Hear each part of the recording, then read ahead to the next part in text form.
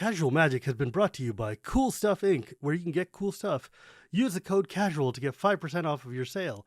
And then also by Coalesce Apparel, where you can get really cool t-shirts and stuff, and use the code CASUALMAGIC to get 10% off your sale. And by Architect, a deck hosting website that doesn't really sell anything, but they like me and I like them, so kindly use them. And now, on to the show.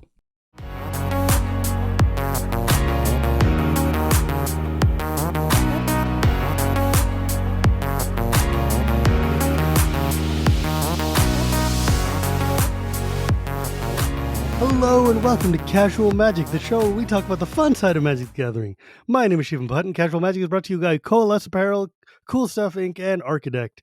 Love them, so they love me. Today, I actually have a really interesting episode. I have a friend of mine who I got to know through the Discord run by the RC in that blighted pit called the Format Philosophy channel, where I spend most of my days just kind of getting angry at myself for being there or learning a lot about the ins and outs of Commander.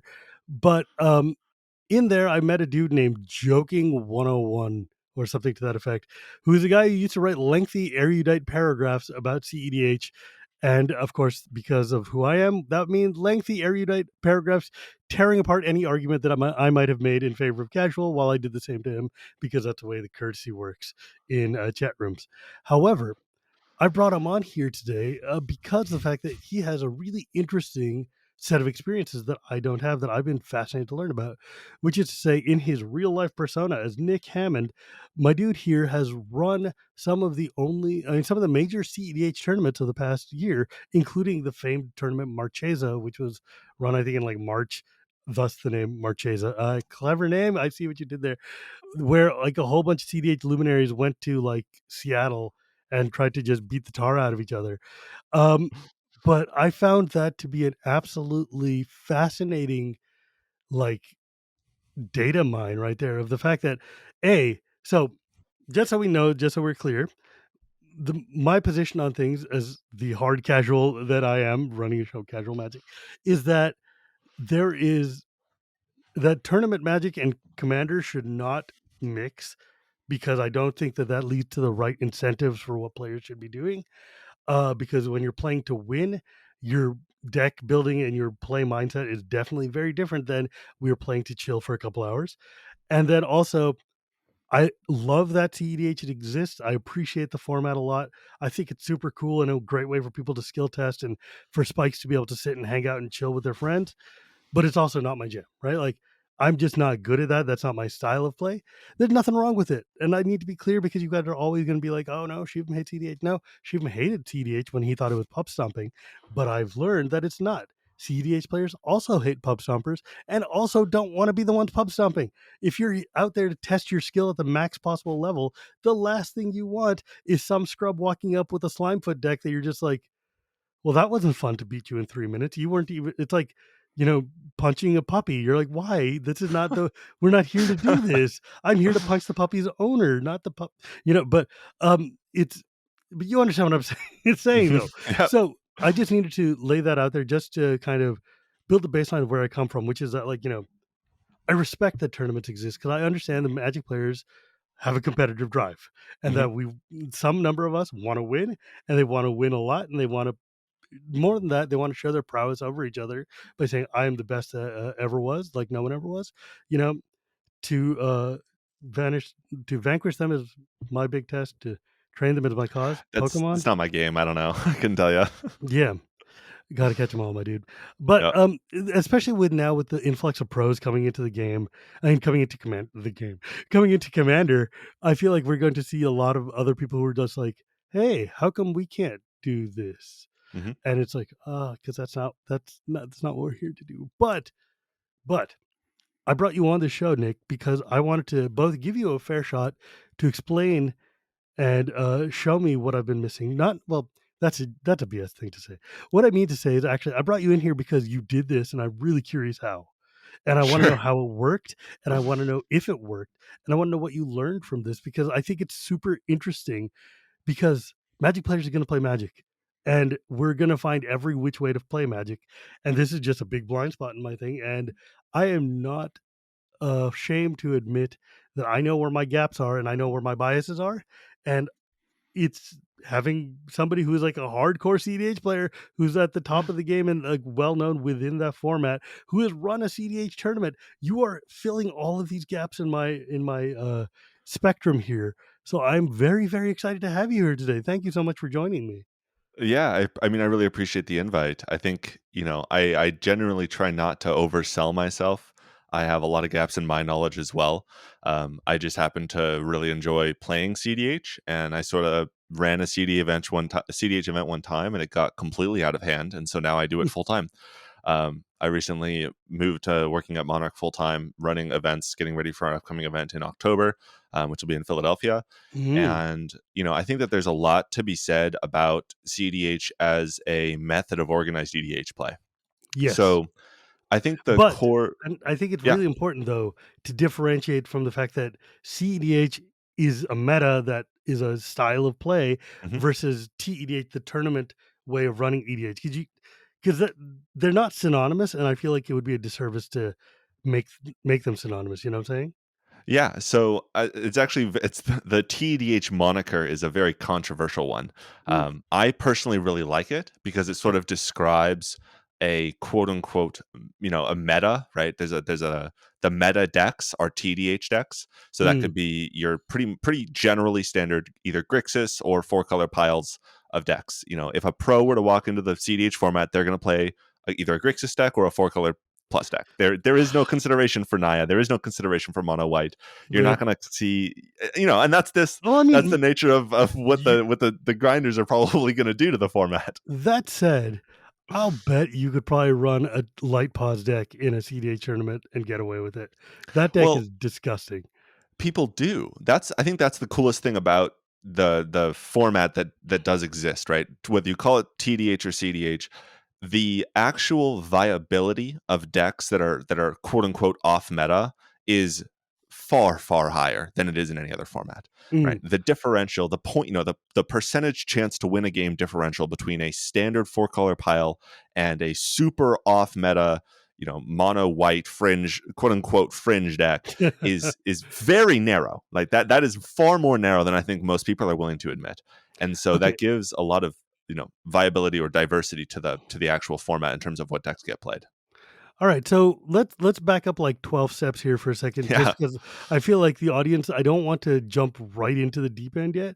yeah, So first off, who when did you get into Magic? Or rather, when did you get into CDH and how did you decide that you wanted to start tournamenting? yeah. So I actually started playing Magic back in 2008. So I'm That's it. a yeah. All right, all I right. guess that's I Well, say look, that's I'm it, but 24. oh my god, you're infant. What Yeah, really?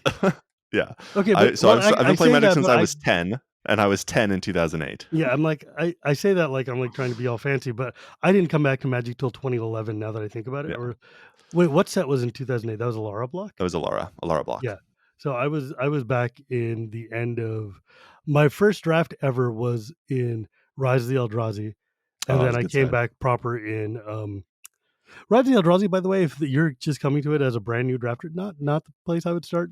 That was my But first sealed event, actually. My first pre-release I ever went to was Res the Eldrazi, and wild. I remember I was walking through my school, and I saw the Eldrazi just, like, pasted on the wall as a spoiler, because that's my interaction with Magic at that point in time was just whoever was playing with it at my school, and somebody had printed out the Eldrazi and pasted it, and I was like, "There's no way that's real. Those aren't real cards. Those are custom cards. Somebody made that up." And then I looked it up later, and I was like, "Wait, the Eldrazi are real." I was like, "They actually made these cards." So, I mean, it's sweet. Okay, Um but so yeah, so so I how I did got you find yeah, okay, go ahead. yeah, so I started in 2008 in Alara block. In 2010, I got introduced into Commander by my one of my professors. I was living in Portland at the time, and he was deep into the EDH community, and so he kind of got me into EDH. He said to me, he's like, I really enjoy playing really powerful decks, and it's much cheaper to buy one copy of a card than four. And I was like, okay, fair Yeah, argument. So we started going. I started going down that rabbit hole, and I built this cool Rafiq deck from Alara, one of my favorite commanders of all time. I've gotten original man foil after my own shards. heart. Yeah, right. I saw a couple of your tweets about it, and I was like, man, Shivam and I really need to talk about Rafiq because that's Dude, just a sweet commander. Rafiq is one of my all-time favorite cards. Yep. It's probably my favorite legend. It's so much I mean, when I first got into EDH, which was right around that same time, Hmm. uh Rafiq was also the big boogeyman, right? Like, it's a Mhm. kill on sight if you play Rafiq. And I've had this, like, my Tuvasa deck that I finally ended up building is a secret Rafiq deck Yep. because it's all about loading Rafiq up with auras and then just coming to Pound Town, right? Oh, And you were an aura man. I was an equipment man. I went all the artifact route. I had every single sword in my deck. oh yeah, I mean, I was totally gonna do that, but I also opened an Eldrazi conscription, and I'm Ah. playing Eldrazi Oh, conscription is yeah. all I'm Oh, yeah. saying. Yep. That's But sweet. cool. So yeah, oh Yeah. god, I love those 2011 era Rafiq deck. I So was good. thinking, just as a quick aside, I was thinking about rebuilding my Rafiq deck, but only using cards that were legal during the period of time where I was playing Oh Rafiq. hell yeah. So I I was mean, gonna put I was gonna say, I'm gonna put an Oblation into that deck. I'm gonna put, a yes, Bant Charm yes, into that deck. Like, they're yes. not good anymore, but I'm gonna do it Hell yeah. anyways. It's for the nostalgia, Okay. man. I have my original 2011, the first EDH deck I ever built that was handed to me was a Janara deck. So it was also Mhm. banned. And I've got like Sun Quan, Lord of Wu in there. I've got like Oh, all yeah. of my original old school Bant cards in there. And like I left it basically 2011 vintage so I could Mhm. play it in pre DH. And it's just, it's a good deck. Oh, It's yeah. not a good deck at all because it's got a weird allies theme. But It's it's got like so fun. Xenograft in there. But God, it's so much fun. Like, it Yeah. runs Cryptoplasm for God's sakes, right? Like There like, you we're go. talking That's it. That's the one. good classic trash. I Yeah. mean, mind you, Primeval Titan is never leaving that deck, I don't care. Yeah. Yeah. Yeah. Do you I mean, remember I when mean, the removal we had to run was Resounding Silence? no, I don't even know if I know what that card does, I'll be Resounding honest. Silence for the audience here is, an Alara block, instant that costs 3 and a white to remove target attacking creature from the game. Or you can pay 5 and Oh, green, white, blue, to cycle it. I remember And when you this. cycle it, you can remove up to 2 attacking creatures from the game, which means you can pay 8 mana to exile 2 attacking creatures and draw a card. Because that's what white was back in 2008. They really pushed Alara, that was a Oof. set filled with You busted know what, cards that man? we all remember years later. Anyways, sorry, I just had that deck up and because I was looking at it for some other reason. I was like, boy, Yeah, so, Inara was a pile. yeah, I loved playing all that band stuff, and that eventually led me down the train, many, many years later. So anyways, I started playing, Commander in 2010, right after Journey into Nyx Cons block-ish, I think, that was 2014, 2015. I sold all of my cards. I just was done playing the game, and I was spending way too much money on Magic. I In should have been ahead hindsight, of you. terrible decision. Terrible, terrible decision. Literally, you know what? I don't know a Magic player who has been playing for any length of time who has not made that exact Mhm. worst decision of their life. Yep. Except in my case, it was like dual lands. Yeah, that's so I didn't own any duels then. I do now because Well, I'm you play foolish, CDH. but oh yeah, that's true. Although CDH is very pro proxy, but I'm sure we'll get to that. Yep. So yeah, let me speed run through the rest of my story here. So Yeah, I yeah. I quit Magic, and then I started buying back in around Ixalan. So I started drafting Ixalan. I built this Sigarda EDH deck, Mm. host of Herons, again with my equipment theme, and then added blue and started buying into all the blue cards. I got an original World Wake Jace because that was always one of those like chase cards in my mind. And when I was a kid, I was like, oh, World Wake. I mean, it's Uh, a good. You can't go wrong with JTMS, right? Like that's a yeah, cards yeah. card right there. So I went through that, and then I sort of got introduced into higher and higher power with a friend group that I made up here in Vancouver, because I moved to Vancouver when I was 20, which would have been about 2018. And then up here, some of them played cEDH, and I was like, "What's that?" And so they said, "Well, take your EDH deck that yours are already unreasonably powerful, and you're ruining our games, and just crank them up even higher." And I was like, "That's an option." Um, and then I was like, okay, well, let's try it out. And so I built Did Hullen, they call it Tower of CEDH Tales. then? Yep, that was what they introduced it to me as. And what year was this? This would have been, I think it was 2019 or 2020. I think it was like the late era. It Oh was wow, right when the Brawl that decks was like came out. last year, 2 years Yeah, ago. yeah. I mean, the Okay, so pandemic the CEDH flies. was definitely a thing by then. Oh yeah, I'm a newcomer to the community, all things considered. Like That most of the people that I know of in the community have been here longer than me. that is astonishing. Yeah, That's astonishing to me that you decided in 2 years of joining a format to being like, "We're gonna run tournaments, I'm gonna do this." Because, yeah. like, I It's was thinking you were one of those old heads who'd been around for a minute. no. No. If you're like, I dude, you're saying that I knew what cEDH was before you Oh, yeah. Yes. That's true. Absolutely true. I just go really hard whenever I touch anything. So I was in university at the time, right? I only graduated last December, so I just now finished Jesus my degree. Christ. Yeah, I know. I'm young. I get it. I only finished my degree last December, and at that point, Tell me about so what did you do in college? yeah. So I actually went to university for a business degree. So that's Hmm, kind of where my background lies. How's that for gain? cool. Cool. Um, So I got into cEDH around 2018, 2019, right when the Brawl decks came out. So I built Hullen, Teller of Tales, Tulane, Teller of Tales, and I pushed that to the absolute maximum, and then discovered that there was even more to the format than that. Man, Tulane. it- Yeah. that card just makes me so sad.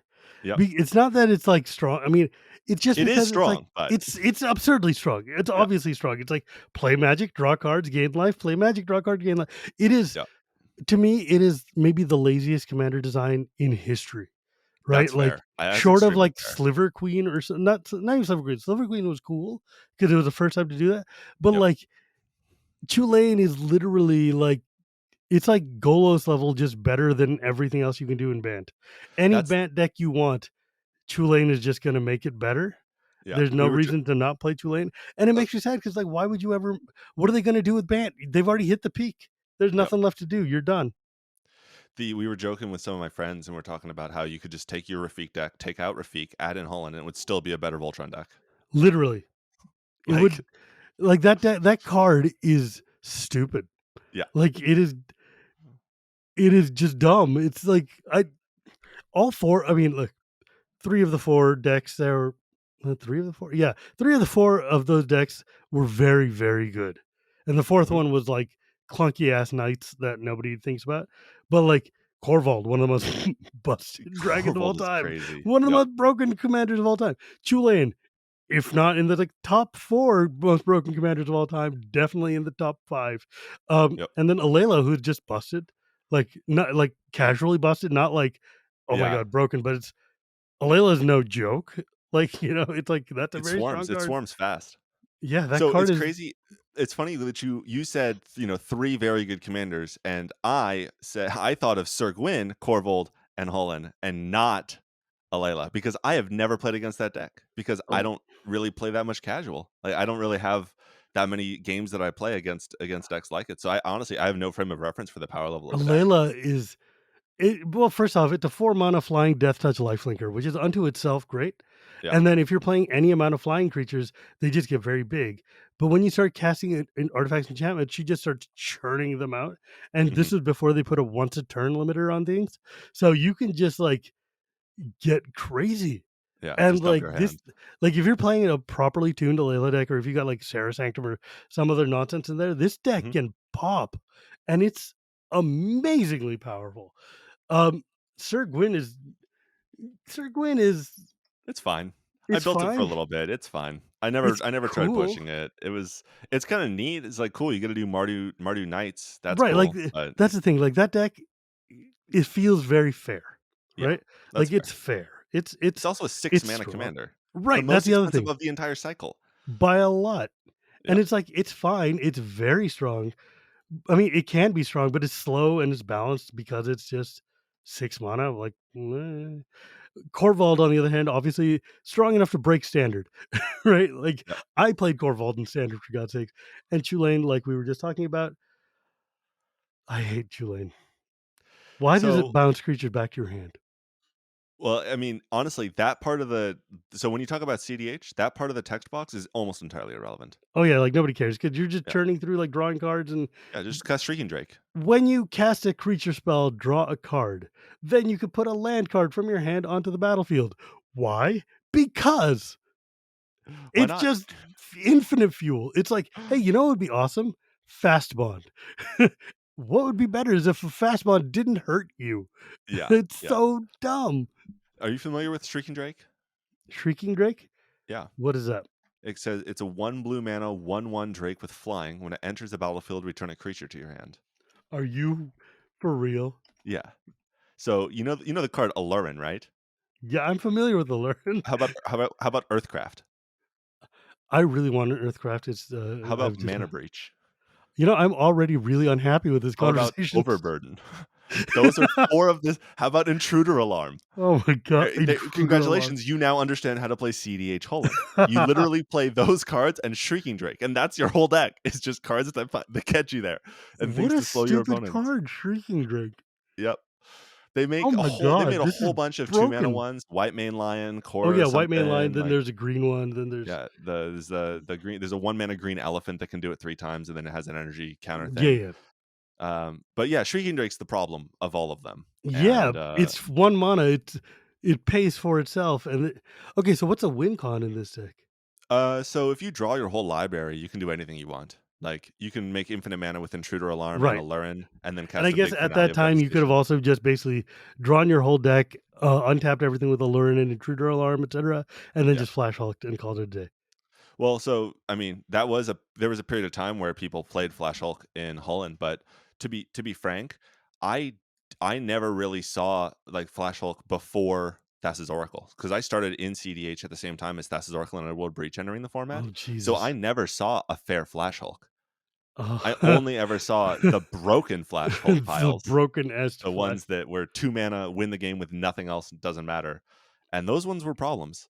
But I don't know if you knew this about me, I've played probably more no ban list EDH than almost anyone else on the planet. There's over 500 recorded games on our no ban list server that I've been a part of. That's a lot.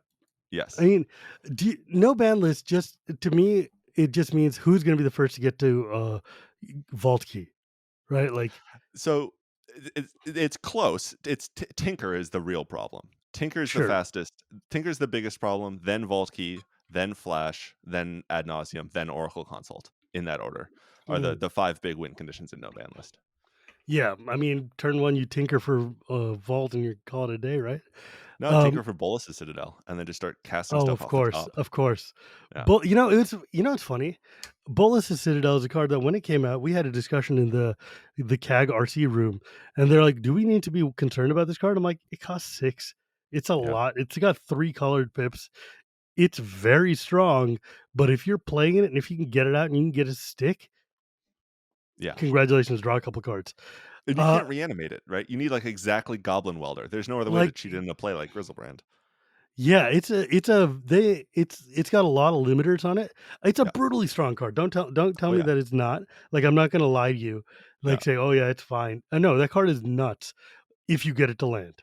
Yes. And I think that there's enough challenge in doing that in the fact that Tinker, for instance, doesn't exist, Yes. that Which is a good thing. That dude, card needs to stay banned. someone once came to me and was like, "You need to unban Tinker," and I'm like, "You know what? No, I Yeah. actually don't. I can't. First off, I can't. But if I could, like my number one banned card would be if I were to start a ban list from scratch, it would be like limited resources. Number Yep. two would be Tinker. Like, Yes. are you kidding? You Like have that to. card is not fun unless you're Have playing you vintage. yeah, I mean, how many times have you watched somebody go land, crypt, Ristic study, and the whole table side? Well, imagine land, crypt, tinker, God Pharaoh statue. It's a one-sided trinosphere. Yeah, that talk about miserable play experiences. There's your miserable play you experience. know, every time someone's like, we should unban such a like the other day, someone was like, you should unban channel. And I was like, no. Yeah. You know what? You know what? Turn one green needs in a 40 life format. 39 free mana. Yeah, that's clearly what Green has been missing this whole time was Because, gosh, green is so slow, and it's just had such a challenge in EDH. Let's yeah. just give it. What Green really needs is some more. While we're at it, let's just give them profit. They really Right? struggle with casting creatures Sure, on other they people's turns. play on everybody's turn, Yeah. and then freaking prime time. Well, every time someone's like, "Man, all these green cards could come off," I'm like, "Do you want that though?" And they're like, "Yeah, I Yeah. would love to play." Okay, do you want to be on the other side of that? The first Mm, deck that I mm. ever built that I recognized was not fun, like I was playing EDH and I won, and I was like, that wasn't a fun experience. Was playing Deadeye Navigator, Sylvan Primordial, and Prophet of Kruphix. It was a Prime Speaker Oh, Zegana green blue flicker deck, and I had mm, two those. I flickered a Sylvan Primordial like 7 times, and then ah, I took another 15 minutes, and then I won the game, and that was like, okay, all right, I understand. I now learned Hmm. power levels, and from there on, I haven't had that many problems with it. But that was a clear turning point Look, in my life, and then those 2 cards got banned, and I was like, okay, fair enough. They taught me a lesson. you know what? There's a time when every commander player sits there. Like I had this multiple times in Orlando where people would sit down with me and we would be playing games, and they would start doing a combo or something, and then they would stop and they would look Mhm. and be like, "Oh, ooh, I just put this in before the tournament. I mean, before the show, like a couple of days ago. I haven't played it yet. Oh, this is not good at all." Yep. And like, it's just like you have that moment of revelation where you're like, "Oh, this is cool. I'm popping off," and then you're like, "Oh no. Oh, this is Yeah. not cool. This is This no is not what longer I. cool. This is not what this table is." Like I Yeah. misjudged badly, Yeah. but like Sylvan Primordial is another one where people are like that card seems totally fair. I'm like, nuking 3 of their lands and then ramping 3 of your lands in a land where you can flicker everything Yeah. seems like, I mean, sure, build your own Geddon, I guess, but why don't you just play Geddon then? Like, Yeah. Sylvan Primordials, It's so eh, much. It's just so much. I'm It's just I'm so a much. mono green diehard fanboy or like Simic diehard fanboy. I would love to play Proof Profit and I would love to have prime time. That's a miserable idea. This is not fun because the key that I keep telling people is that it's not that it's not fun for the table or whatever. It's that the person next to you has been waiting for their turn. The person 2 seats down from you is going to wait an hour for you to finish just dirtling. And if you've got Prophet of Krufix and you're taking a turn between everybody's turn, that's just not good manners. Like Mhm. that's just bad behavior. Mhm. Um, but so you discovered cEDH, you found the community, you did all these things. Let's talk about these tournaments and the idea of a tournament. Yeah. Why did you decide you want to, or why did the community, or why did you guys decide that we should have a tournament? So I actually played. So I started playing this Holland deck. I wanted to test my metal. I wanted to prove that this deck was good. Right. That's where I started. Was this EDH spike. Right. I just wanted to prove that this was my favorite deck, and I loved it. And this is my favorite colors. I had bought my my 3 duels for Bant. First thing one of the first things I bought when I got back. So I was like, I'm set. I'm ready to go with this deck, and I went online to play in a tournament in, I think it was June of 2020, just after the pandemic had sort of started and kicked off. And I mean, to be frank, it just wasn't ran very well. There was a lot of delays. There was a lot of confusion. The pods were matchmaked in a way that didn't make a lot of sense. It took a Hmm. lot of time. And at that point in time, I was doing event management professionally. That was a large part of my job, was coordinating and planning events. And I'm Hmm. like, well, I can help out. I can do better than this. Let's try to solve some of these problems. So I reached out to a software developer friend of mine and said, how do you do multiplayer matchmaking? Right? We don't want players to play Hmm. against each other. We can't. This is a technological problem, not I can't just fix this. We need a piece of software that fixes this. So he wrote it up, sent it over to me, and I sort of helped run the next event that was ran on that server called Okotoberfest. This is the first Okotoberfest. Um, Oktober. I yeah, like that. in October, based around Oko. I like Um, the names that you've given your tournaments. I'm just going to they say weren't that right mine. up. I stole these. So Whoever the came up with Marchesa is brilliant. Yep, yep. So the first Marquesa was in 2020. The first Oko was in 2020, and I joined, in between those 2 events, and joined aboard Oko. So after Oko, there was some internal cEDH community drama, which is not worth really getting into.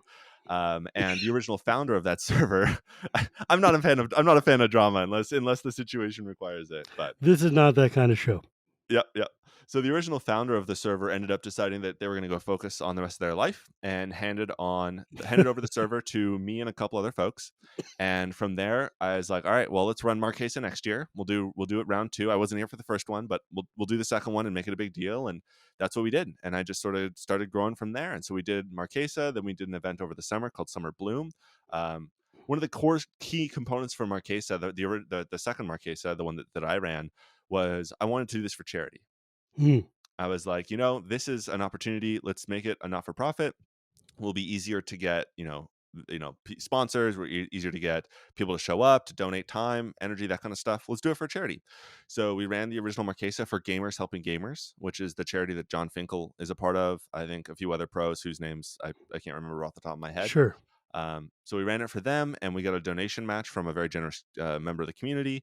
And frankly, it was a success. I think we had 180 attendees for an online cEDH tournament, and I was like, okay, there's That's something here. insane. That's a lot of people to show up to an event with somebody. I mean, the name obviously stuck over from the previous one, but this is the first event that I had ran sort of on my own.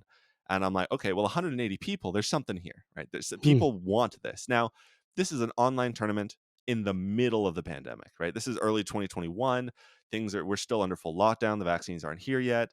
And people are bored. They want to play Magic. They've been cooped up all winter. There's still nothing. There's still nothing to do.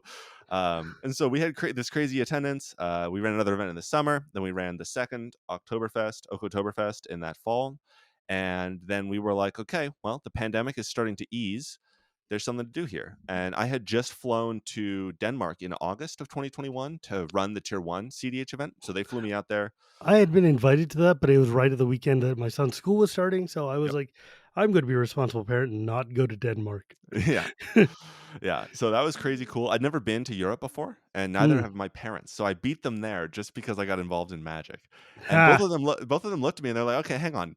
Maybe this kid's got something going on. Maybe he's got some See sense the of what he's world, they doing here because said. they're flying me to Denmark to run this event." So it was a really cool opportunity, and it kind of gave me some legs and a little bit of guts to try running an event myself in person. And that's Hmm. what birthed Marquesa in Seattle, the event that you heard about, and the event that made waves in many communities for many reasons. And since then, it's just been climbing onward and upward, and doing more and more cool things, and seeing more and more cool stuff, and identifying sort of where we want to go in the future. And I think that's one of the things that I can speak with most amount of precision on, because it's one of the things I've given the most amount of thought. You know, when we talk about cEDH as a tournament format, when we talk about multiplayer Commander as a tournament format, we need to understand that it is a terrible, terrible tournament format. At, when if your goal is to measure the skill of yourself as a player, you have chosen the wrong format Because you to know what's going to perform that measure your skill skill? expression. Hyper variable 4-player way of playing. Yeah. The RC design, the format was designed from inception to not be a tournament format. And Mhm. it doesn't matter how hard you try, you can't take away the fact that it is a 4-player, free-for-all, 100-card singleton format. Yeah, it's You very can't interesting. escape that. That's the point. I mean, Yeah. look, people will try to shove their decks full of tutors. They'll try to do as many like ad Mhm. nauseam type things as you can to make sure I can get the 2 cards in this 100-card pile that will let me win the game. But ultimately, it's a 4-player game. It's a Mhm. singleton game. It's very much based around like you cannot take politics out of EDH. Yes. You can play a Magic tournament that's one-on-one for a million years and never once have to say a word to your opponent. Yep. But in EDH, You I've have got to to. think about like, oh, am I going to stop that counter? I mean, am I going to stop that person from casting that thing, even though it's going to hurt player 3, but it will ultimately hurt me because it'll think about, and you have all these political calculations and back and forth kingmakery things that are baked into the format by Yep. virtue of it being a social format. Yep. And a tournament play, all of these things are marks that a tournament does not want. If I am a Yes. tournament grinder, I want my deck to do the thing it needs to do every single time the first time, right? Yep. Like it needs to You be don't wanna doing. rely on someone else to, like, Oh counter yeah, I do. spells for you on your But behalf because you need them to, like. absolutely not. Are you kidding? Like I Yeah. can't trust that you're not going to just hang me or like Yep. let me just dangle in the wind and die while I'm like while we made uh, making a deal. Are you kidding me? No, I want to win. Yep. We don't make deals in this, there's no deal making in this dancery. That's not happening. But it's So Commander though. yeah, so, I mean, it's easy for me it's easy to look at this and go, "That's a terrible tournament format." But the question that I ask is, why did I have 181 people at Marquesa? Why That's why did I want to know. That's what I Right. want to know. And Why and did they and come? I mean, we sold. there is a camaraderie aspect. Let's be real. This Yeah. is the chance for a community to get together, show each other their fun decks, and just hang out with people who think about the game the way they do. And that cannot be understated. The value of hanging out with people who play the game you do, the way you do, and think about it the way you do is immeasurable. Even if it's a crappy format for Yep. tournaments, just being with your friends is worth it. Yep. Like it's still a social format. So I think I can even speak to that a little bit, right? I think that there's absolutely, when people come to the tournaments, they come to win, right? They're coming to bring their A game.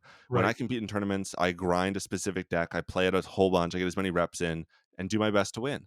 I do understand that there is an element of social politicking that's going to happen. And the very best cEDH players are experienced and good at currying favor with the table, right? That You is have to a be. you have to be. It's a fundamental part of the format and of the format experience. I also know that even if the very best Magic Hall of Famer walked into cEDH tomorrow, they will not be able to make the top result every time. Not due Absolutely to not. any amount of skill, but just due to the fact that sometimes you just get messed up with variance. There's nothing you Like, can do look, about it. dude, you're playing a four-player game. Expecting more than 25% win rate is, like, kind of nutty, right? Yeah. Like, it's kind of insane to think about the idea of, "Oh, I've got a 50% winner." I'm like, "Are you cheating? Are Yeah. the other players your children? How are you doing this?" Right? Like, um because one of the things about this is that there's so much that depends upon the way the weather is blowing at the table, the way that Mhm. somebody else drew, the way that like your counter, you might have the best lockdown, hyper focus, mega counter, kill everything deck, but the person next to you might just have like Trinisphere, right? Yep. Or like any number of ways to like they might just be playing a mono death and taxes type of nonsense, and you might just be up a creek because you're focusing on players 2, 3, and 4 now, not just the Yep. dude you met it against. So let me try to answer the question why people want to try this, right? Why do people want to come do this? Why do people come to compete in this? Hmm. And I think that the real core of the answer is because of the experience, right? Mhm. Even the most, grindiest of grinders look back at their times in pro tours or their times at GPs with some amount of fondness, with some amount of enjoyment for it, Yeah. the enjoyment of the experience and the enjoyment of trying to compete. One of the things that one of I mean, I am in almost all aspects of my life a grinder, right? I'm Mhm. a very much a spike. I enjoy some amount of the other two, main psychological profiles, but at the end of the day, I pretty much am a spike, and I apply to that in almost every facet of my life, right? I really do push myself to be the best at whatever it is that I do. The reason I'm attracted to EDH is because and cEDH is because I get to play with my friends, Right? right? I don't care to sit across from the table from someone and never say a word. That defeats the whole purpose of getting together and play Magic with my friends. Exactly. Like, it took me and I'm ashamed to admit it, it took me a very long time to realize that people who are playing high-powered Magic in EDH are not just here to try to ruin everybody else's day and try to pub stomp and try to Mhm. screw people. You guys are actually also just hanging out with your buddies, Yep. just playing and having fun playing the game we all love. Yep. Like, we're just experiencing it in different ways. And just, like, that's why I've since changed my direction to being the only major problem is making sure you're sitting at the table that should be Yes. hitting the experience you want, right? Yes. Like it doesn't matter if you want to play hyper CDH, if you want to play, marshmallow EDH, whatever, Yeah. it's as long as you're sitting at the right table with the right people, knock yourself out. Yep. And like if that means you want to sit and jam tournaments, I mean, okay. I but like and this is the part that gets tricky is like we don't support that on a systemic level. Yeah. We're not into the idea of tournaments for EDH because we feel that That's good. it well because it's not the purpose that the format was built for, Yep. and it's not the thing that we are optimized to do, right? Like we are optimized to provide a social experience for hanging out, chilling, playing, fun time 4-player card game. We are not optimized for finding the very best fun time 4-player card player. Yep. Right? So, And yeah, go ahead. yeah, I mean, I think that that's actually one of the reasons cEDH is so much fun. Hmm. So I think, and this is I think very true for me, especially as a player who dived really deep into no ban list, where you do get to play with Moxen and Lotuses. But EDH is really the only format where you are allowed to do absolutely broken things. Yes. Like really, like the most, like even Vintage has some amounts of checks and balances. But I mean, it's only some, not maybe not, depends on what you're going for, but Yeah, like the checks and balances really in EDH are your consideration for the other people at the table. exactly. And I love playing with powerful cards, right? So do I. I own I don't own a Time Twister, but I own a Mox Diamond. I own an LED. I own a Book Promo Mana Crypt. I'm a collector. I love collecting these old powerful cards, and I love playing with them. Same, And same. cEDH is a place that I get to do that, and I get to express that spike. And I think one of the misconceptions that people have about cEDH is that they look at it and go, well, that takes away some of what happened to politics. Well, politics still exists in cEDH. They're just different. Oh yeah, right? there's a lot of politicking in cEDH. I mean, because Yep. remember, everybody knows that our goal is to sit at this table, and one of us is going to try to win. One of us is going to combo off. Now the question is, the diplomacy in cEDH feels like the board game diplomacy, if you ever played it before, Yeah. which is like one of the most cutthroat and, in my personal experience, miserable board Oh games yeah. I've ever played. Fair enough. But I enjoyed it. So we've well, identified our different but it's personalities there. made for a very specific set of people. The Yes. idea being like, look, in because the premise of diplomacy, if you haven't played it, is to attack another country or another territory, you need to have 2 units attack the existing territory.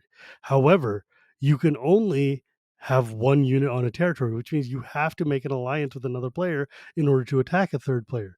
But you are writing all of your moves down in secret before you take the turn. So you're doing a whole political round where you guys sit there and trade like, okay, I'm going to attack Bavaria from the north if you attack Bavaria from the east. And they're going to be like, of course, I'll happily attack Bavaria from the east so that we can sit there and kill, Spain or whatever.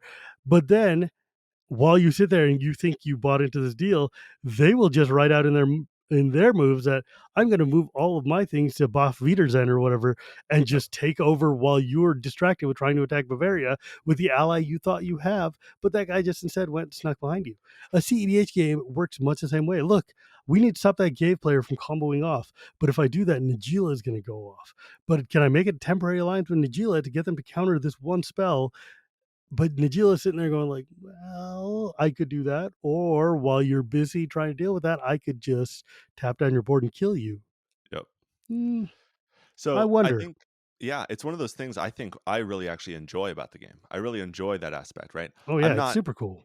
I've not played a ton of poker, and I've played a fair amount of it, but I really do look at cEDH as much more similar to poker. And I know there's a lot of pro Magic players who played pro poker and vice versa, but when you add that multiplayer dynamic, you add the potential bluffing, right?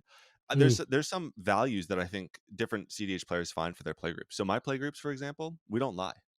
That's one of our rules. There is no lying. There is only speaking specific sets of information that will or will not contain the answer you're looking for, and it's your job to figure out what it was I just said. So I might say, I have no response to ad nauseum. That doesn't mean I can't counter it. It just means I'm not going to right now. I Right? choose not to react to this. Yep. Or you could say, I can't counter ad nauseum. That doesn't mean I can't bounce it to its hand. It doesn't mean I can't, copy it. I can't Narcissus Reversal doesn't say counter on it. So I'm not lying to you if I tell you I can't counter it. And those types of mind games are the types of mind games that I enjoy playing. Not See, the that's like, the are sort you of gonna thing lie to that, me? yeah, like that's the sort of thing that would frustrate the crap out of me personally. Yeah. Just because like I don't like deceptive chatter. I don't like people mush mouth talking around things. Yep. And I am very guileless, so I will fall for all of it. Which is Yep. That's part fair. of why I don't play games like diplomacy and part of why I don't play games that are deep bluffing games like that unless I'm running Yep. them. I love running things like Mafia and stuff, but I hate being lied to. Like I Yeah. take it very personally. Not even lied to. You're not lying. However, you are not telling me the entire truth. And Yep. that's the sort of thing that makes me really mad. And then I Outside get of the con- salty and leave the game, which is yep. why I don't play those games. Outside of the context of the game, I would hate it if somebody did that to me. Oh yeah, of When course. it's within the game, it's fun. That's the Right. We are difference for all me, under right? the same understanding here. We know that this is the way we're going to play. Yep. That's our rule zero right there. Yeah, Someone's going to try exactly. to con you. You know it Yeah. coming in, so don't cry when, there's no crying in baseball, buddy.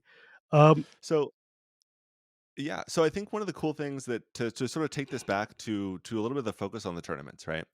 One of the things I think a lot of people who are trying to organize tournaments make as a mistake is that they try to put all of the prize support or make a big prize pool as if that's suddenly going to make this format work. And I think that yes. actually it's what breaks the format, right? If you want a very, very successful cEDH tournament, then what you need to do is make it so that everybody walks away with something, and the difference between winning and losing is as much related to glory as it is to anything else. Like Yes. we want, when you come to a Monarch event, you're not coming because you have a positive EV. Nobody should. No, not even the best players in the world could walk into a Monarch event and sincerely say that they are probably going to make money on this event. That's not the point. The point is to come and test your metal and to create such a resonant game experience where we do agree on that rule zero. and that we do play games where nobody lies, and we do play games where people are trying not to kingmate, right? If you had Channel Fireball team up and come to play in a cEDH event, and there are two Channel Ball people in the finals, they're going to kingmate each other. Of You course can't they are. escape it. There's no conceivable world you can walk away from that. And I think a lot of EDH players who are getting into cEDH don't understand that about pro play. That's how it already works at the highest level of the pro tour. They're already You already splitting the have pot, teams. man.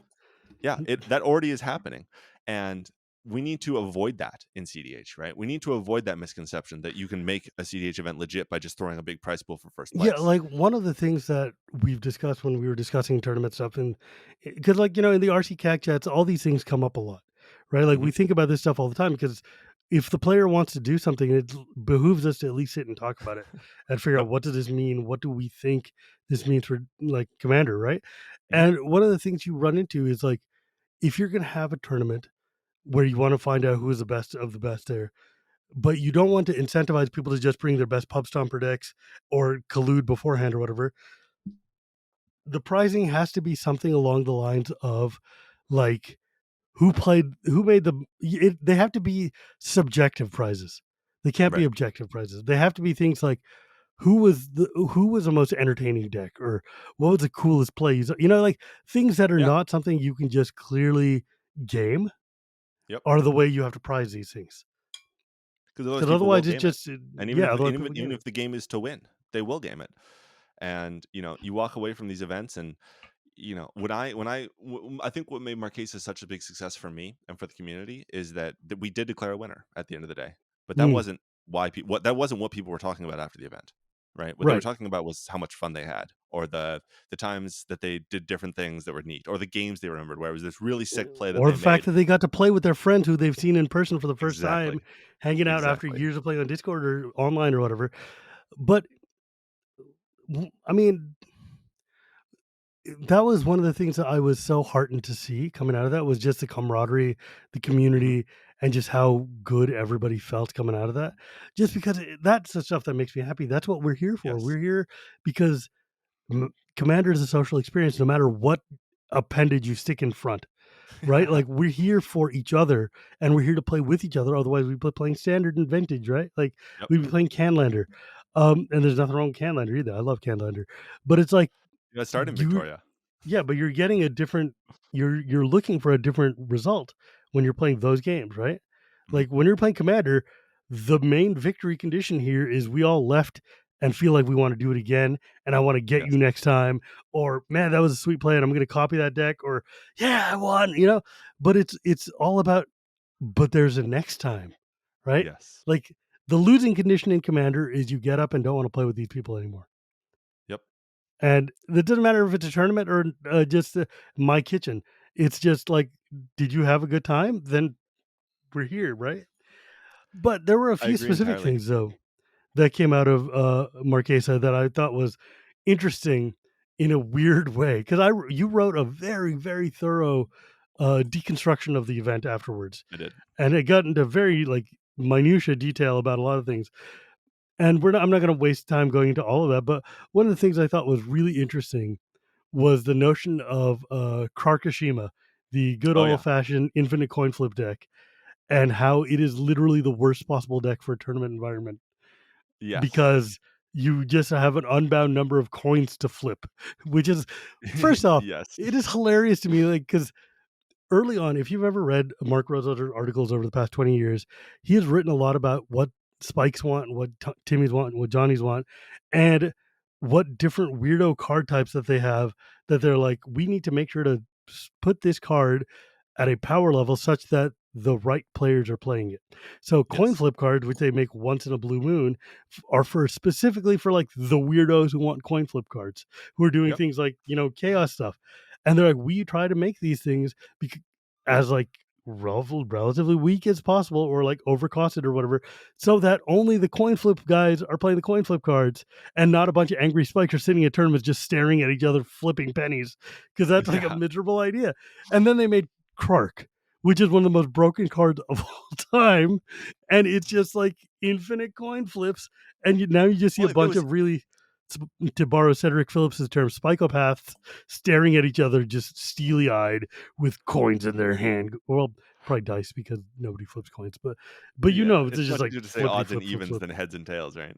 Yeah, The crazy thing about Krark is that it's not really Krark that's the problem. It's not even really the second Krark that's the problem. The problem is the ninth Krark, right? It's the 15th Krark. It's the fact that and again, if it was an infinite number of coins, that wouldn't be a problem because players can scoop to that. Right. The issue with Krark Sakashima is that it can't win the game in a it can't win the game deterministically in a reasonable right. amount of time, right? That was It the will win the paradox engine game, and problem. it's almost impossible for it not to win the game, but it's gonna take its sweet time getting there, and Right. And that is the yeah, and if struggle. you're playing in a tournament, you don't want to sit and scoop. You're like, there Yep, might be a you chance can't they scoop. lose. They're Yep, gonna whiff. There's got to be a chance. Whereas if you start doing that nonsense at the casual end, we'd be like, all right, well, you got this one. Let's get to the next one. But yeah, that was a paradox engine problem, which is that it was indeterministic and it was wasting everybody's time. However, the difference between Krark and Paradox Engine is that Krark has found itself settled at the highest tier of play and not just leaking all over the place. Because like yes. the lower tier people have Ocon and Zinder split if they really want their coin flips, which can also do absurd coin flipping nonsense, but it's at a power level that the band is okay with, right? Like that the table It's will be also okay with that. It's also like Krark Sakashima is the kind of deck where you play against it once or twice, you're very easily able to identify that you're not having fun, and you can tell the player that. Like, I think that's the sinister thing about, like, a Paradox Engine, where it's like, it doesn't necessarily seem when you're playing against a Paradox Engine that the Paradox Engine is the problem. It could be any of the other things that they're maybe it's the Thrasios that's in their deck. Maybe it's the Right? Gilded Lotus that's in their deck, right? Maybe it's one of the other pieces that the Paradox Engine is interacting with, right? Maybe it's a Shrieking Drake that's going off with a Paradox Engine and it's untapping the Gilded Lotus every time. But with Krark Sakashima, it's like, well, I mean, you're just flipping some coins, like, whatever. And then very, very quickly you're like, okay, well, you now have to flip 9 coins or 8 coins or 6 coins per card you cast. Clearly the issue is with the coins, right? Clearly that's what's causing so much time to be taken. And so it does have that sort of self-balancing nature, which is what helps keeps cards off the ban list. And I think that's something people don't recognize. Yeah. Like I don't know. I think it's, and I fully support tournament organizers doing things like, hey, in this tournament you can't play that deck because it's just bad for the experience. We I haven't think, gotten we're close, but we're not there yet. yeah, but I think Commander is better when stores and TOs and different organizations make their own sub ban list for their community. They're like, I know what, like if you know what your people are playing and you know what's bad and what people aren't enjoying, Yeah. ban it from your store. That's fine. Yeah, it makes it a little harder for newcomers to come in, but at the same time, you got a series of regulars, and they're like, we've all agreed that these are the things we're going to play by. Then it's fine. It's cool. Yeah. I welcome it. I love that kind of innovation, and I love that kind of like consideration into making sure that your community is having the most fun it can. And tournaments are good for a certain type of player. Hmm. I don't know that I'm necessarily sold that 4-player multiplayer is the best format for tournaments, Oh, it's terrible. but you know what? Also, like, I want y'all to have fun. It is I fun. just, I mean, what I don't want is people to come to me and be like, the rules committee needs to make official rules for tournaments. I'm like, they're making official rules for 1-player tournaments already. I think they don't want to do. They want this as the not tournament format, and If that's you fine. when people come to the RC or come to the CAG and say we need rules for multiplayer, just tell them to come look at what we do. We Yeah, made a multiplayer tournament rules. We have an MSTR, a multiplayer supplement tournament rules, and we have a multiplayer supplement infraction procedure guide to handle the corner cases that come up in Commander because yeah, we that's needed a solution exactly to it. it, and we I made think it. And we exactly, didn't come to the RC exactly, and say you guys need to make it. It was like all we needed to know was that you guys weren't going to, and that we weren't wasting our time doing it. We're like, sweet, we'll bust it out, and now anybody who wants it's free to use. It's and online. that's exactly it. Like the RC, I mean, people are like, you run the format. Your job is to run the format, and it's like, well, we do. Like, right? We're Yeah, running the it's format we want being to ran. run. That's what we do. We made the We don't just commander we we wanted. don't twiddle our thumbs. Okay, I say we. I don't mean we. I mean the RC and CAG because there's a distinction. However, the Yeah, RC has made a format. They've got a plan for it, and they're running it per that plan. If you want to take the open source rules of Commander and apply them to your own variant ways of playing, The RC fully supports that. Yep. We like the RC is totally on board with it. If you want to make tournament rules, if you want to write them up, go for it. Sweet. But we're not going to because that's not what we want to do with the format. Yeah. And people get mad because they're like, so you're saying tournaments are good? I'm like, no, I'm just saying that's not what it's like going to an apple seller and saying, like, you know what, I really need a hot dog. And the guy's like, I have 300 apples. And they're like, so you hate hot dogs now? This is an apple orchard. We sell apples. We don't sell hot dogs. You're like, but what if I took those apples and fed them to my pig and then killed it and turned it into hot dogs? Aha, then it's your problem, isn't it? It's like, no, it's still not. We So still sell apples. It's you can it's buy as on many you to apples as you figure out want. like if you wanna somehow make your apple smoked sausage or whatever you got going on, Yeah. here are my apples. God bless. Like, I and it's not a positive or negative. I mean, I love that the community exists. I love that you Mhm. guys have organized enough to be able to do this. That's so cool to me. But also that doesn't make it my responsibility to run, right? And I think that's one of the reasons I respect you. I was like, I love that that you've taken the time to sit there and actually say like, okay, this is a thing we want to do. So we're going to do it. We're going to figure out where the holes are, make rules for that. We're going to create a system that will create some cohesion and work. Mhm. That's how formats are born. That's Mhm. rad. That's awesome. And I think the fact that it was so successful that even I heard of it, the fact that it was so successful that you guys went on and have done more is a testament to its own strength. And I think that's sweet. Yeah. Like, it's fantastic. Um, what were your clear takeaways though from like having run this? Because I know it was a lot of work and it was very stressful for you, Yes. and like there's a lot of drama surrounding it because Magic players always have drama. They sure But do. what would you say were your biggest learnings from running this kind of thing? So I think there's a number of different ways I can go with it. Some of the more mechanical things like how we do a stream or how we do, a specific event or how we handle judge calls or how we do pairings. Like, some of the more mechanical things are things that I did write about in that postmortem, and are not super interesting to talk about. I think it's Hmm. less actually the things that I took away immediately from the event and the things that people brought to my attention Hmm. as pieces of consideration following the event, right?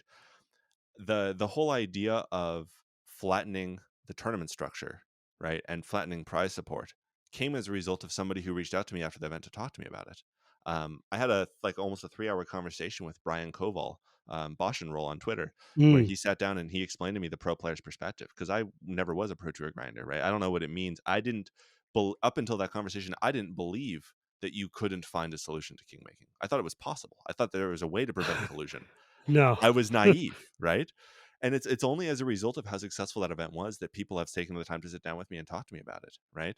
I had a great conversation with Rebel when I was in New York last week, where she was explaining to me some of the things about understanding how content is produced and what draws people in, right?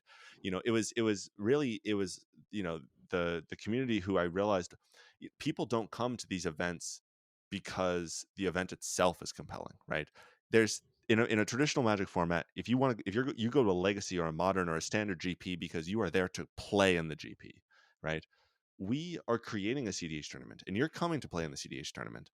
But what really keeps people coming is who they get to see, who they get to meet, who they get to interact Hmm. with, right?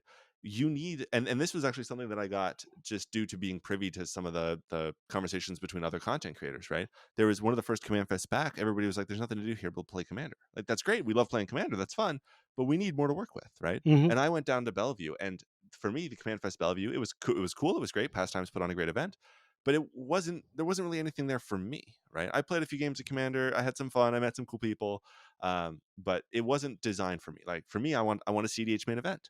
But what happens outside of the cEDH main event? What else is going on in the convention?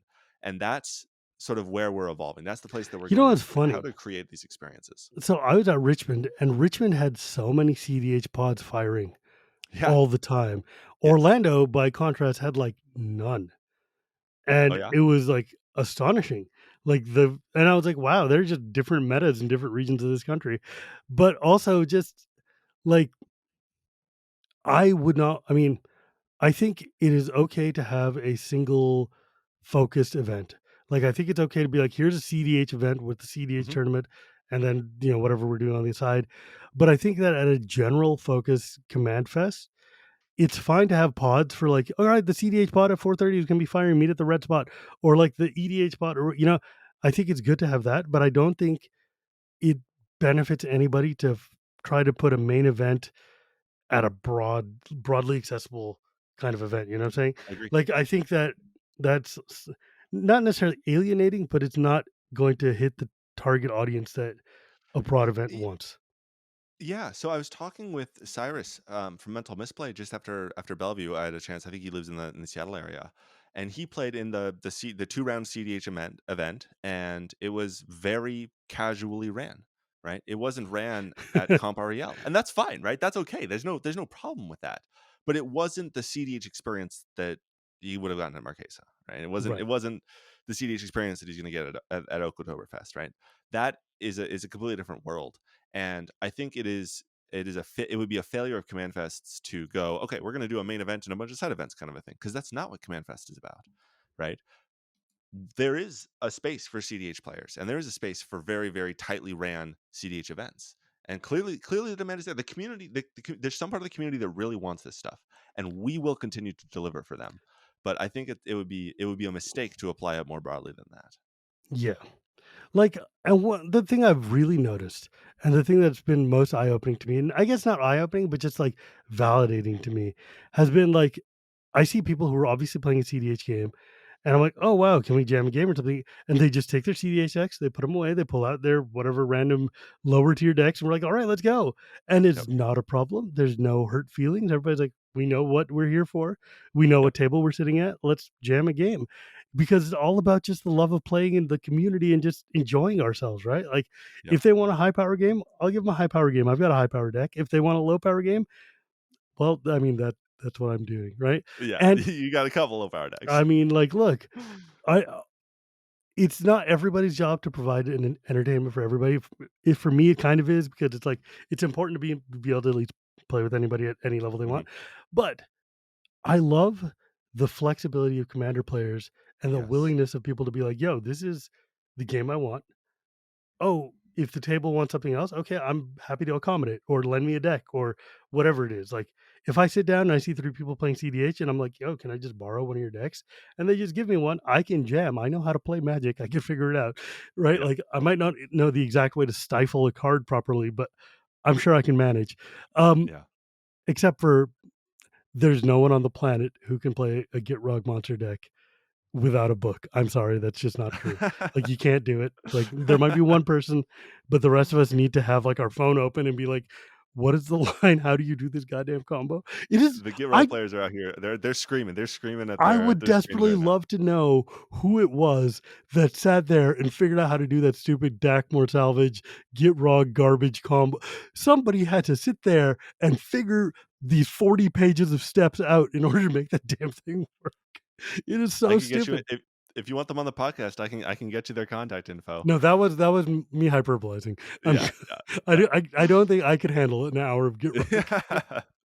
And I'm like, "Is it my turn yet?" I concede. Um, Yeah, no, like, for instance, I love, Najeela CDH, I love Winota CDH, I love Gave CDH, because that's, like, creature-based, yeah, dice-based crap that I love, right? yep, And I think and I'm so like, I'm glad that CDH exists, I'm glad that that meta exists. I just don't want it to be considered the only way to play. And that it's was so my not, concern. yeah, Like, the more organized it gets, the more prominent it gets, the more content creators do that, then there's more pressure because people are watching and they're like, I want to emulate these people. mhm, And like we see that with even Josh and Jimmy's, just like they're making content specifically for entertainment purposes, making fast content, making excitable, exciting content with hyper powered cards. And then people are like, whoa, I want to do the thing I saw on the show. And suddenly metas start like rising in power yes, level. And that's just because that's just human nature, right? yep, And the more CDH content we see out there, the more people are gonna be like, "Oh, that seems awesome. Let's do it." Because let's be real, CDH is awesome. It's cool. Like, it's fun to win sometimes. It's fun to win in ridiculous ways, and yep, doing things like ad nauseum combos are cool. That's why people do them. I get that. But and I'm glad that, like, my experience of going to multiple different, events now has shown me that my fears are unfounded, and that a lot of it is just because I'm too online and internet poisoned, and that Commander is doing just fine. People are happy to play any kind of format. Nobody's having any problem. So maybe I don't have a problem either. Maybe I'm just super happy to see that you're successful, and it makes me happy to see you succeeding. So, One of the yeah, it's cool, man. Yeah, I love I it. not to put a damper on that, but there's something that you mentioned that I sort of want to chime on a little bit. You mentioned, CDH players being willing to put away the CDH deck, pull out a lower power deck of whatever range, right? Everything Yeah, from the lowest to the low to mid high, that pre-con, kind of whatever. stuff. Yeah, fine. One of the problems we're having in Commander right now is people, or not in Commander. One of the problems we're having in CDH right now is people are arguing about what it is CDH. Oh, that's an issue all to itself, right? Like that is a challenge Yes. because about 2, 3 years ago, there was a very clear like line you could Yes. draw between what is a high power deck, what's a casual deck, what's a pub stomper deck, and what's a CDH deck. There was a meta, there was a defined notion of what it means to be playing CDH, Hmm. and now CDH is kind of like a lot of casual players will say CDH is basically any deck that beats me. And scrub tier is any deck I can beat, right? Like, oh, look at you playing that cEDH Rafine deck, or like you're using cEDH Slimefoot. It's like, bro, Yeah. like, come on, Yeah. right? Like cEDH has like a very specific set of kind of understandings, but it was easy to do that when everybody was running Flash Hulk. It was Hmm. easy to do that when everybody had like, Dockside or like whatever, like 3 or 4 win cons, and you're just good. Anybody using these cEDH, fine, we get it. Now with the diversity and with the crazy high powered commander cards are coming out, and you see like with the CDH database, and you see with like the issues of like, oh well, my deck's not in the database, so obviously I'm not playing CDH, so I'm just gonna go pub stomp a bunch of kids at FNM. It's like, no, no, that's not No, how it that's works, not. man. Yeah. That's not how this works. You're still running like, you know, if you've got like 7 tutors in your deck and you've got like true duels and monocrypt and if you're running lotus petal, why are you putting Lotus Petal in EDH? You've got Lotus Petal and Simeon Spirit Guide in a commander deck. Yeah. Maybe you're not playing casual. Yeah. Just maybe. I'm just saying, I think let's not get too up our own ass here, right? Like, yeah. I think there's so much a lot of this identity crisis. Because I've been watching from afar, just not amused, but just like interested in seeing where you land. But Mhm. so much of it just feels like needless nattering. Like, just it feels like Yeah. just building fences where you guys had a pasture. Everybody was in the same pasture, it worked. And now this hyper fixation on what is and isn't CDH is like, look, if you sit down at a table and they're all playing CDH, you're playing CDH. So Like, can I go. add something to this? So there's this interesting thing that's happening, and I think that it's not necessarily exacerbated, but I think this is an interesting component to the what is CDH discussion, right? With tournament grinders, pro tour players entering, they look at the format and go, okay, I can see all the viable decks, right? There's only so many options, and most of them involve playing most of the colors because mana fixing is free in this format. Four color money pile makes me real sad. Like the Yep. actually, yeah, I was going to ask you to do this earlier, but can you, for the sake of the people who don't know CDH instantly, what is a four color money pile, just roughly? So I want you to imagine for a second every single card that they printed that is between 0 and 3 mana and is the most efficient version of its effect. So every single way to search your library for a card, Vampiric Tutor, Mystical Tutor, Enlightened Tutor, Worldly Tutor, every single way to increase the amount of mana you have in your turn, Soul Ring, Mana Vault, Mana Crypt, Lotus Petal, Simian Spirit Guide, every single way to draw excessive amounts of cards, Ad nauseum, Peer into the Abyss, every single A plus B condition that allows you to very, very compactly and concisely accelerate or outright win the game. So Thassa's Oracle Demonic Consultation, Thassa's Oracle Tainted Pact, Mm. right? Entomb Reanimate, Entomb Animate Dead.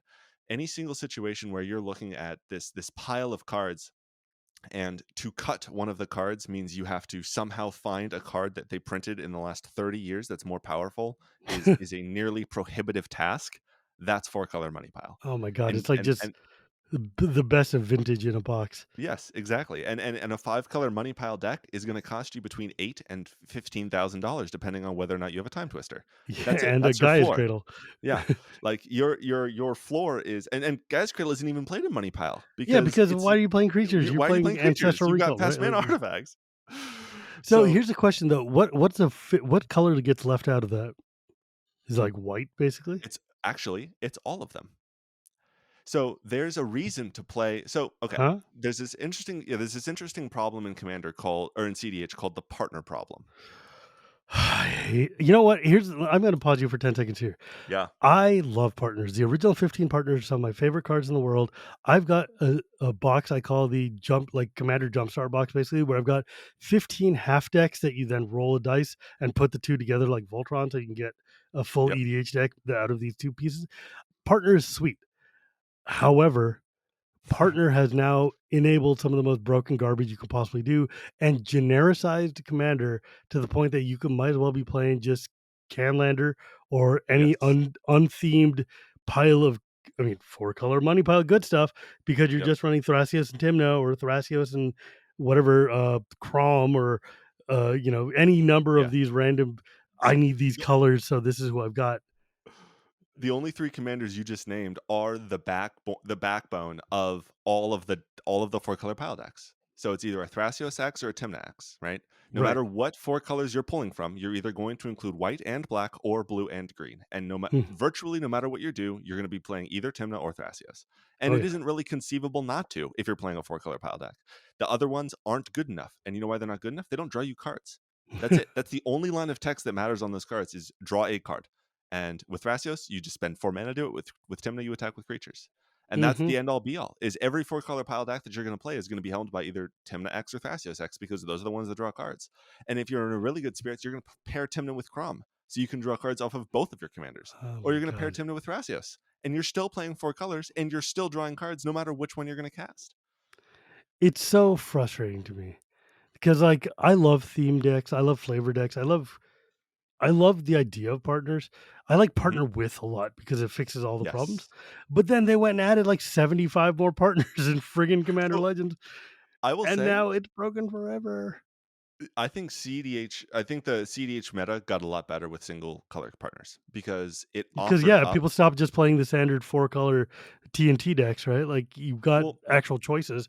You get things like Hermit Druid's Dargo Pile or all of these other just, like, yes. vast array of like, there are so many combinations now of weird cards that are just, like, You the can 2 so with pirates or, like, any number of things. yeah, The Malcolm's familiar, a really like, cool one.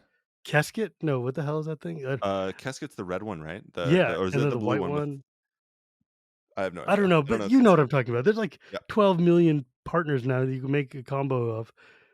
Oh god. I think one of the really cool things that happened is that there became so many partner combinations that some could fly under the radar.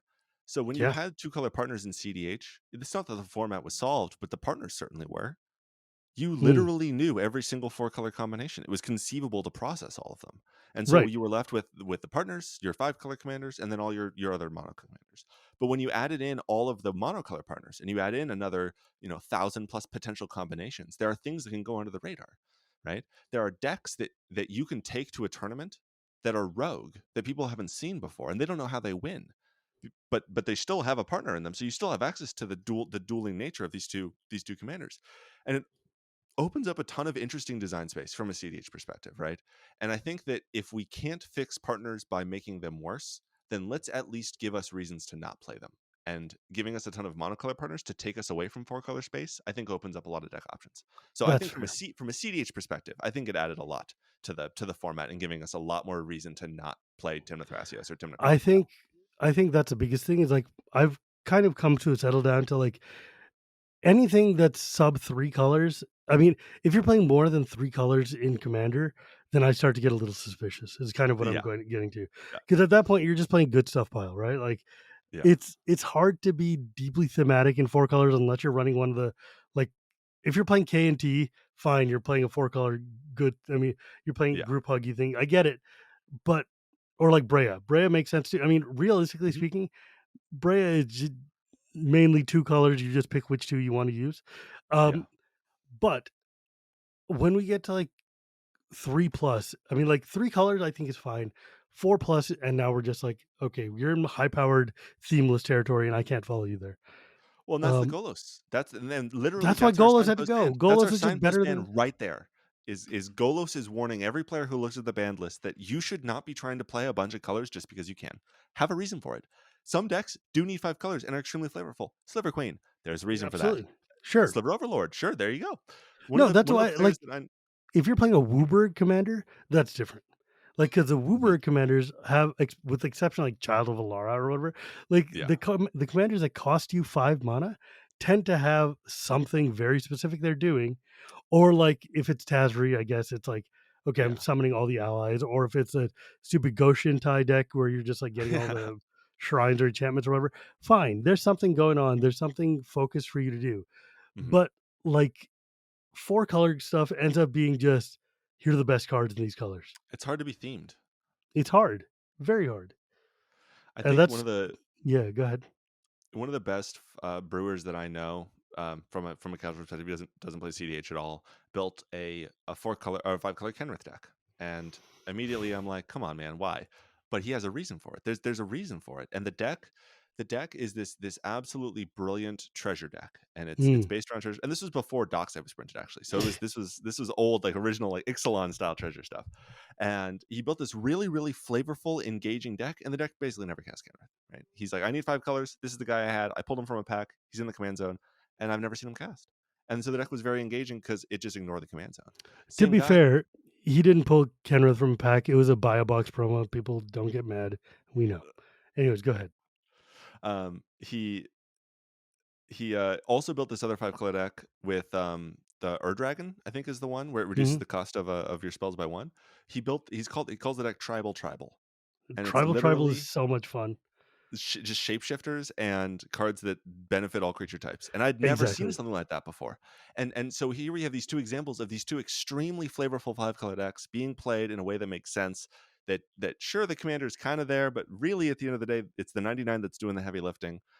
And they were extremely engaging and fun to play with, and that's just hard to do, right? It takes a level of knowledge and expertise and format understanding to be able to build a 4 or 5 color deck in a way that is engaging and that is fun, right? For what it's worth, tribal is super fun because you get to use weird, like Yeah. tribal bonuses that like all cats get trample, and you're like, these are all cats now, yay! Or Yep. it's like, Yep. I love that. I love tribal because it makes weird things happen.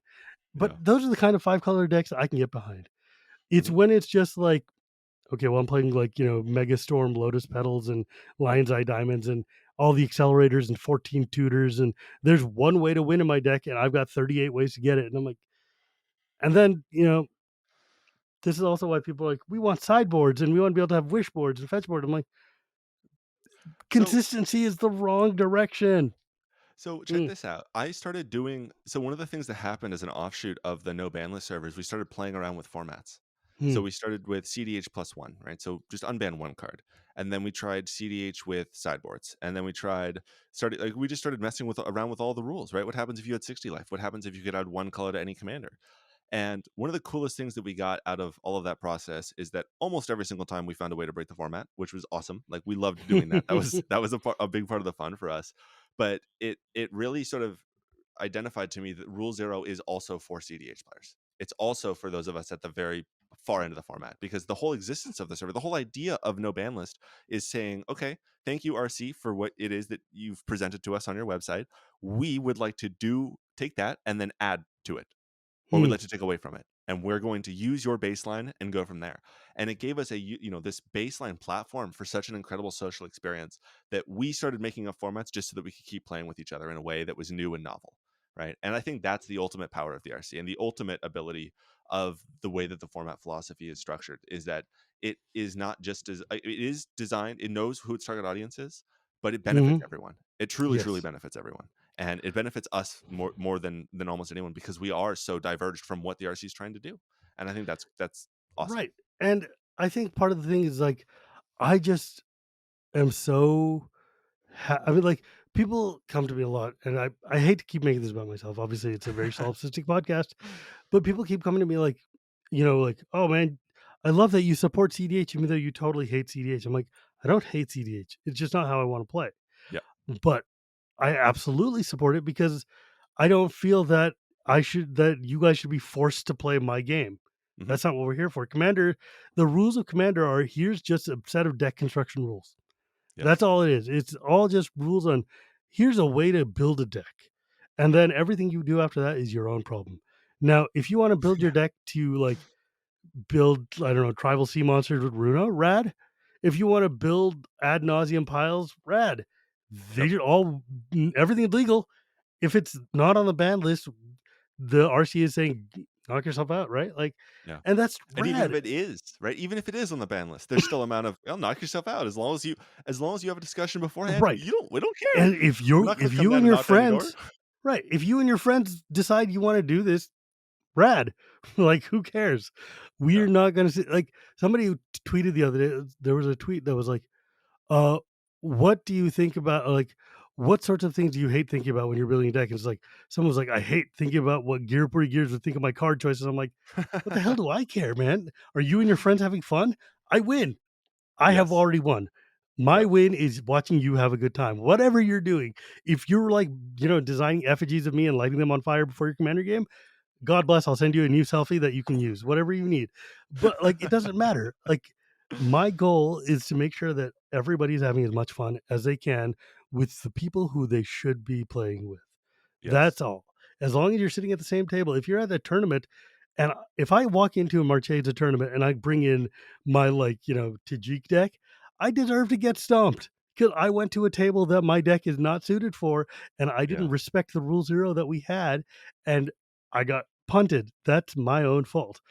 But if you and I are sitting outside the tournament and we're like, hey, let's play a game, and you're like, okay, well, I've got TNT, and I'm like, well, I've got like, I don't know, my math, like, I've got my sealed deck from a Baldur's Gate tournament I just played. Right. Uh, Maybe we can have a discussion and make sure that we're not just going to ruin each other's fun, right? Yeah. That's all. It's even a discussion that needs to occur, I think, more within the cEDH community as we Hmm. depart from this like clear definition that you talked earlier, right? There was a point in time where there's what cEDH is, what cEDH is not. That's just not true anymore, right? Yeah. And there are decks that to be frank and to be truthful here, don't that you could reasonably define as cEDH, but they don't hang with the big boys. You Hmm. put three four-color money piles and a monocolored Urza deck in the same room. Urza terrifies local pods. Urza's not going to maintain a 25% win rate into 3-4 color piles. It's just not. That's just you're not playing. You're not even I was playing a going to single ask you that cEDH because you game. didn't bring up Urza earlier. I think Urza, frankly, this is just an issue not of Urza, but an issue with monocolors. Their Hmm. 4-color card quality is egregious. It It's is so powerful. egregious. They make so many like I pulled up a deck recently and I was like, okay, of these cards, right? You probably have a 50-50 split on them being printed before, 98 and after 2012.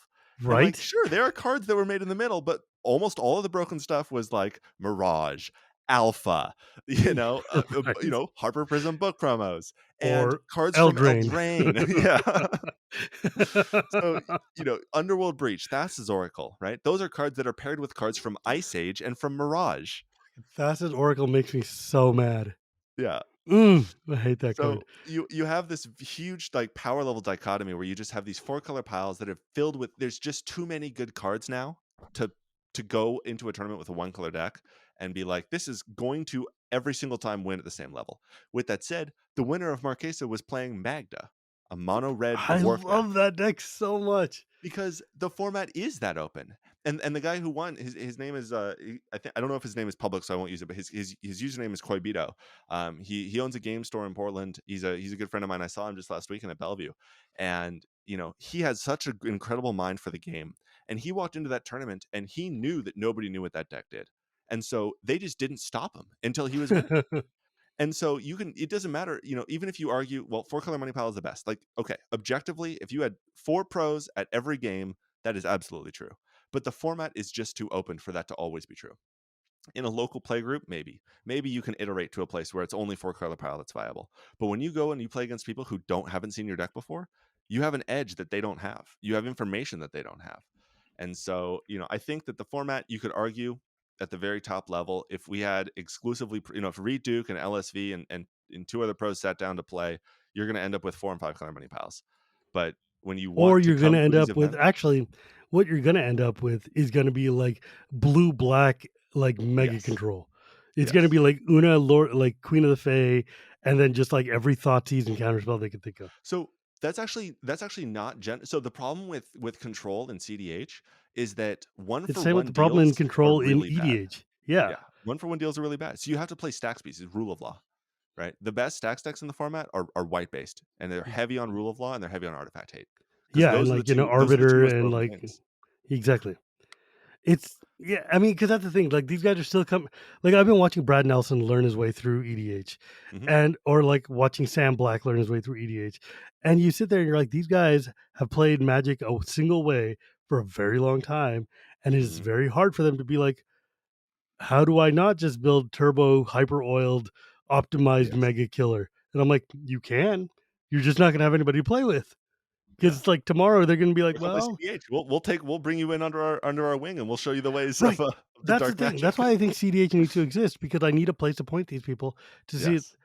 There is the format that you can go and like turbo durdle to your heart's content, and the other side is a format you can go where you can just sit there and say like the no fun zone or whatever, right? Like, and I don't mean that in like oh we don't have fun, but more like I'm countering every spell you're doing. I've got every free counter, all the So redirection stuff, and then I'm going to get my combo and win. And like it takes a certain fun is type of fine. person to be willing to play a format with this much variance competitively. So I'll give you an example from a tournament that I played. I did a playing with power online webcam tournament, and I was playing in the semifinal pod. If the winner of this goes on to the finals and wins something, so I was like, the stakes are pretty high. My opponent had a turn 2 win that used all 9 of the cards that they had. They had the nuts essentially, like pocket aces in a game of poker. They had the perfect 7 cards, and they drew the exact 2 cards they needed to win exactly on turn 2. My takeaway from that game was, oh, that was sick. What a sick way to lose. If I'm going to get knocked out, they had the absolute nuts. They had a perfect, I had this great start. I was playing super well. Didn't matter. They had it. And that was awesome. That was cool to see. They got much luckier than me. Fair play. GG. And if that's not your mindset after you get obliterated and blown out on turn 2, cEDH is not your format. It's not where you should be. You have to understand that that's and the best part is if I'm playing with my friends, we're like, sweet, shuffle up, we'll play again. We were playing a game, we were playing one day, and there's 4 of us, and 2 of them were playing these slow controlling decks. And so we played 3 games in, 3 hours, and then 2 of them swapped to fast combo decks, and then we played 6 more games in the following 3 hours. And it was like, okay, yep, we know what we're about. And it's just people, throwing Hail Marys on turn 2 and turn 3 every game. And that was the type of fun we were having that day. But it's very much about that conversation about understanding that the format has flaws. You can break it. They say that as much. They said right there, it's right there on the We website. wrote it right there in the philosophy. Like, look, You can Commander is break a this broken format. format. We think it's more fun if you don't. And we think it's more fun if you do. And that's great. It's Right, perfect that but that's everybody's totally found fine. that. It's totally fine. Just make sure Yeah. that the people who don't and people who do aren't playing it together. That's all Yes. we're asking. Yes. Just like, It doesn't just seem make sure that that hard, everybody wants really. to have the same fun. As Yeah. long as we all want the same fun, then it's fine. Like, I love doing broken things, man. I love infinite combos. I love going off of my decks. Yeah. But I also just know that I'm going to do it after turn 8, right? Yes. Like, Yeah. like There's a I lot more think, magic to be played before that. yeah, I think my new designator is turn 7. Is that the turn your game is ending, or is that the turn your game is beginning? Right? Yeah. Like for me, that's a turn that we're finally our setups are done, and now we can just start launching cannons at each other. And Yeah. for some cEDH games, they're already into game 3, Yes. Yeah, that's true. That's right? absolutely true. And yeah, that's fine, man. I don't know. I think what you're doing is great. I think I'm really happy to see the success that you've had, and I'm really glad to see the community growing. And I wish you guys all success going forward. I mean, it's cool to see a meta thriving. That's the sort of Yeah. thing. Like as Magic players, we should celebrate when Magic is working. And if you guys Yeah. have found each other, you found a way to play with each other, and you found enough cohesion and community to be able to get these things to fire, that's working as intended. That's what Yep. Richard Garfield wants, right? Like this is community building at its finest, and there's nothing. Even my most casual heart is going to be like, "Yo, you know what? You guys made it, and that's sweet. I'm Those here guys are for it." having fun, Can't have that. Literally, all I want is for you to have a good time, and Yeah. that makes me happy that you are. So, I think you go ahead. Yeah, I think that in Magic the Gathering, there's 2 words that 66% of Magic the Gathering is the gathering, you know? I mean, One what is third the is magic. slogan of the show, right? Like, you can't have magic without the gathering. Yeah. That's the whole point. So, with that in mind, my friend, if people wanted to find you or learn more about these tournaments or learn more about, I don't know, whatever cEDH stuff, where could they Yeah. go and look for you? So the best place to go is probably the Monarch Twitter, which is at Monarch Media TW. We also stream on Twitch. So our big upcoming event in October, tickets go live on July 29th. I don't know when this is coming out. Probably will It's be going to after be then. after that. Yeah. So tickets are going to be live by the time you're hearing this. You can come purchase a ticket for the main event. We've got some really cool content creators lined up to attend, whom I can't announce yet, but you will hear from them if you check us out on Twitter. You can also join our Discord. That's where a lot of the event coordination happens. I'm also involved in a bunch of other projects that go on online. So I'm involved in the cEDH Event Hub to help coordinate different CD events that are going on around both both the country that I live in and overseas. And you can also, of course, find me on Twitter at Nick R. Hammond. Although I would suggest not following me because I don't need a following. You should just go follow Shivam instead. Like I need one. Like I need one. Come on, man. Yeah, man. I think, and also like you can find him generally also the same place you can find me, which is at the Format Philosophy channel on the RC Discord, Yes. where we're sitting Ping and me yelling away. at each You other know, in throw love throw your about. throw your cEDH questions my way. I love discussing the philosophy. I think that I that's mean, it's the like core the of it most all. theory crafty, just like we're sitting there and just getting up our own butts type of level of philosophy. But I love it because people who care about Commander are my people, no matter what Yes. side of Commander they care about. But with that in mind, you can always find me at Gear Report Gears. You can find this podcast anywhere podcasts are sold, or at Cool Stuff Inc. every Tuesday, or at YouTube every Thursday. Thank you, EK. This show is brought to you by Cool Stuff, Coalesce, and Architect. And remember, my friends, it is not magic without the gathering, and we will see you next time.